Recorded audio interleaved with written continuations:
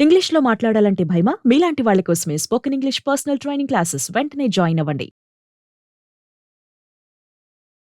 నమస్తే అమ్మా. నమస్తే అమ్మా. శ్రావణ మాసం వచ్చేసింది. అవునమ్మా. సో ముందుగా శ్రావణ మాసం అనగానే మేము దేవుడి గది ఎప్పుడు శుభ్రం చేసుకోవాలి, అమావాస్య ముందు రోజు చేసుకోవాలా చేసుకోకూడదా, ఇలాంటి డౌట్లన్నీ మనం ఒక వీడియో ద్వారా ఆల్రెడీ తెలియజేసేసాం. కాబట్టి శ్రావణ సోమవారాలని మేము ఎలా సద్వినియోగం చేసుకోవాలి? అమ్మ, విష్ణుమూర్తికి లక్ష్మీదేవితో పాటు ఈక్వల్ గా కార్తీక మాసం లాగా శ్రావణ మాసంలో కూడా శివయ్యకి పూజలు చేస్తారంట కదా? అవునమ్మా. కానీ మనకు చాలా మటుకు మనం ఎక్కువ శాతం లక్ష్మీదేవి గౌరీ మంగళి పూజలు ఇట్లాగా విష్ణుమూర్తి పూజలే అనుకుంటాం యాక్చువల్ గా. ఇప్పుడు గౌరీదేవి విష్ణువు అమ్మ కాదు కదా?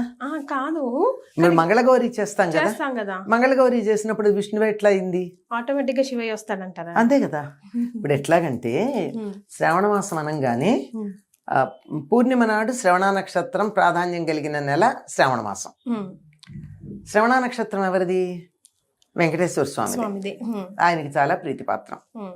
అంచేత వెంకన్నకి అంటే విష్ణుమూర్తితో పాటు ఆయన భార్య లక్ష్మీదేవికి ప్రీతిపాత్రం. భర్తకి ఇష్టమైనప్పుడు భార్యకి ఇష్టం కావడం సహజం. మరి ఇక్కడ ఆయన సోదరు ఉంది కదా, ఎవరు? పార్వతీదేవి. అయ్యగారి సోదరి శివుడు, వెంకటేశ్వర స్వామి సోదరే అవుతుంది కదా గౌరీ. అందుకని మంగళవారం అమ్మవారికి. మరి అమ్మవారిని పూజించడానికి ముందు ఎవరిని పూజించాలమ్మా? అయ్యవారిని వెల్కమ్ చేయాల్సిందే కదా. మనది కుటుంబ సంస్కృతి. ఒకళ్ళని పూజించి ఒకళ్ళని నిరసించటానికి నిరసించేటటువంటి పద్ధతి కాదు కనుక ముందు సోమవారం శివుణ్ణి పూజిస్తారు. అసలు సోమ అంటేనే ఉమతో కూడుకున్నవాడు. ఉమ అంటే పార్వతీదేవి. పార్వతీదేవితో కూడుకున్నటువంటి శివుడు అని అర్థం. సోమవారం శివుడికి ఎందుకు ఇష్టం? అందుకట. మామూలుగా మనం ఏమంటామంటే సోముడు అంటే చంద్రుడు అని కూడా అర్థం. సోమవారం అంటే చంద్ర సంబంధమైనది అని. ఎందుకంటే సూర్యోదయానికి చంద్రహోరే ఉంటుంది సోమవారం నాడు. అందువల్ల చంద్రుడినే పూజించటం, అదే చంద్రుడికే ప్రాధాన్యం ఇవ్వడం కనపడుతూ ఉంటుంది. కానీ దానితో పాటుగా చంద్రుడికి ఆ స్థితి రావడానికి కారణం ఎవరు? శివుడు. ఆయన శిరస్సును ధరించాకే వచ్చాడు, ఆ స్థితికి వచ్చాడు. లేకపోతే ఆయన రోజుకి కాస్త చొప్పున క్షీణించుకుపోతూ ఒక పక్షం అంతా, ఆ తర్వాత నెమ్మదిగా పుంజుకుని పూర్ణ చంద్రుడు అవ్వడం, ఇవన్నీ ఉన్నాయి కదా. వీటి నుండి రక్షించటానికి శివుడు తన నెత్తిని ధరించిన తర్వాత ఇంకా ఎటువంటి దోషం చంద్రుడిలో లేకుండా అయిపోయింది. కనుక అటువంటి శివుడికి ప్రాధాన్యం ఉండేటటువంటి రోజు శ్రావణ సోమవారం. కొన్ని ప్రాంతాల్లో, ముఖ్యంగా ఈ తెలంగాణ ప్రాంతం అంతా శ్రావణ మాసం వచ్చిందంటే శివుడికి పూజలు చేస్తారమ్మా.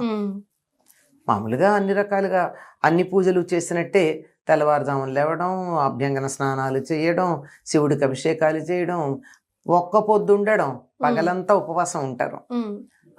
చీకటి పడిన తర్వాతే భోజనం చేయడం. ఇంటికి ఎవరైనా వస్తే తాంబూలం ఇస్తారు. శివుడికి పూజించిన తర్వాత ఇంటికి వచ్చినటువంటి వారికి తాంబూలం ఇచ్చి, అంటే ప్రత్యేకంగా మంగళవారాలు శుక్రవారాల్లో లాగా పేరంటానికి పిలిచి చేయడం కాకుండా వచ్చినప్పుడు వారికి ఇంటికి ఎవరన్నా రావాలని కోరుకుంటారు, ప్రత్యేకంగా పిలిచినట్టు కాకుండా తాంబూలం అది ఇచ్చి పంపిస్తూ శివుడి యొక్క అనుగ్రహం తమ మీద బాగా ఉంది అని అనుకుంటారు. ఎందుకంటే ఈ శ్రవణ నక్షత్రానికి సంబంధించి ఆయన గారు కూడా ఉంటారు, ఎవరు? శనైశ్చరుడు కూడా ఉంటాడు.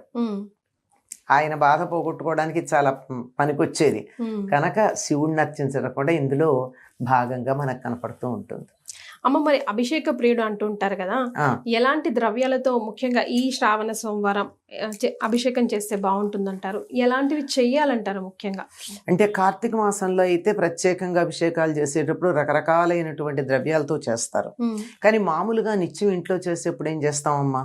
నిత్యం అభిషేకం చేసుకునే వాళ్ళం మామూలుగా నీళ్లతో చేస్తాం. ఆ నీళ్లలో ఇది వేస్తాం, ఇది మనం దొరికితే బిల్వపత్రం. దీనికన్నా కూడా దొరికితే ఆవు పాలతో అభిషేకం చేస్తాం.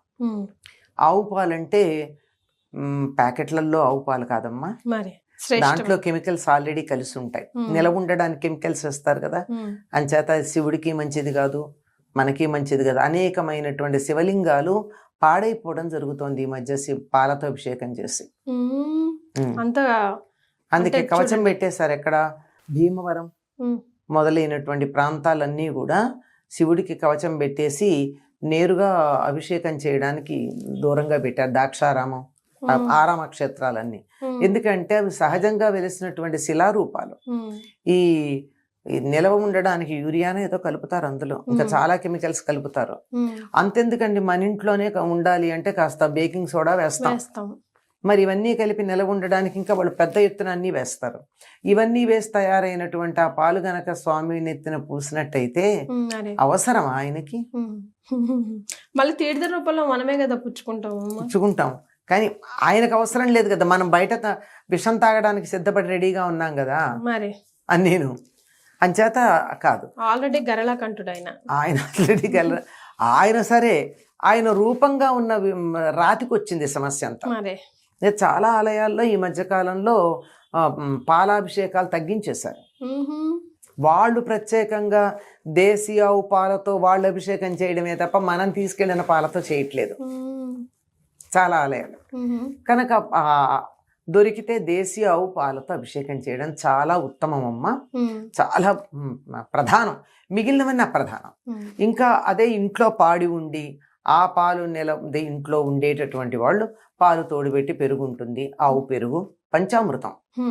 అతనే అది ఆ పెరుగు తోడుపెట్టిన తర్వాత మేగడతో వచ్చే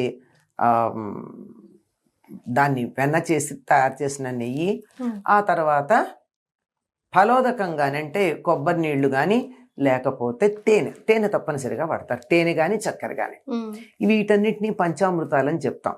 పాలు, పెరుగు, నెయ్యి, తేనె, చక్కెర లేక ఫలోదకం, ఇవి కలిపితే దాన్ని ఏమంటారంటే పంచామృతాలు అంటారు. వీటిని శివుడికి ఇవ్వడం నిత్యకృత్యంగా కూడా ఇంట్లో చేసేవాళ్ళు చాలా మంది ఉన్నారు. అంచేత ఇవి తప్పనిసరిగా నిత్యకృత్యంగా చేయలేకపోయినా కనీసం శ్రావణ సోమవారాల్లో అయినా ఆయనకు అభిషేకం చేసేటప్పుడు వీటిని జాగ్రత్తగా తిండి.